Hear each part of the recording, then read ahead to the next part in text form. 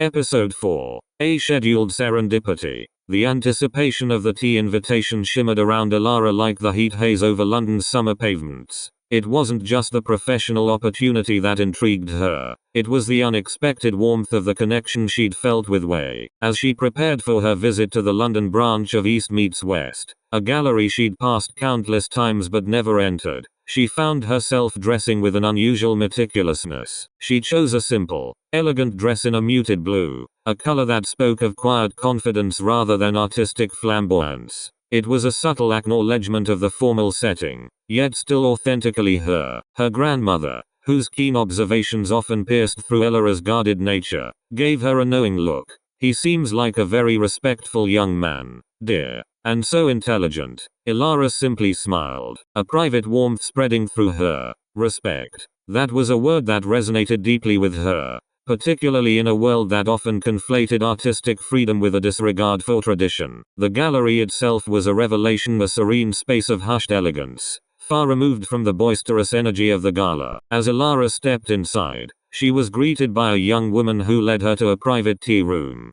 And there, waiting, was Wei. He rose as she entered, a polite smile gracing his lips. Elara, thank you for coming. His presence was just as she remembered, calm, composed, with that intelligent depth in his eyes. The conversation flowed easily, moving from the intricacies of their respective artistic worlds to broader discussions on cultural preservation. Wei spoke with eloquence about his family's mission to bridge the ancient and the contemporary, to introduce traditional Taiwanese art to a global audience while respectfully acknowledging modern interpretations. Elara, in turn, found herself opening up about her own artistic philosophy, the drive to create something new that still carried echoes of timeless human experience. There was an unspoken understanding between them, a shared reverence for the power of art to connect and transcend. Miles away, in Taichung, Jian Lu found himself unusually distracted. The upcoming exhibition preparations, usually a source of focused energy,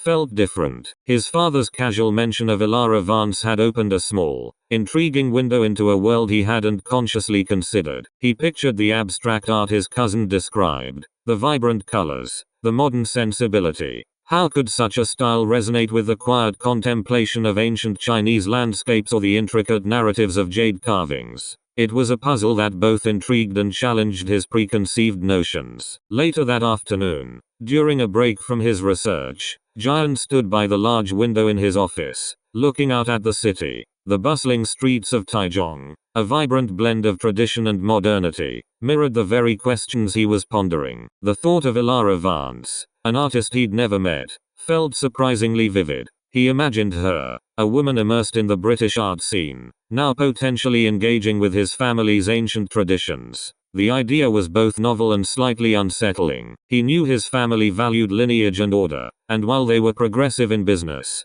their personal expectations for him were clear. Yet, this potential collaboration felt like a whisper of something new, a subtle pull towards a different kind of freedom, one that didn't necessarily reject tradition but sought to reinterpret it. The scheduled serendipity of it all left him with a feeling he couldn't quite name, a quiet hum of curiosity, perhaps, tinged with a nascent sense of anticipation.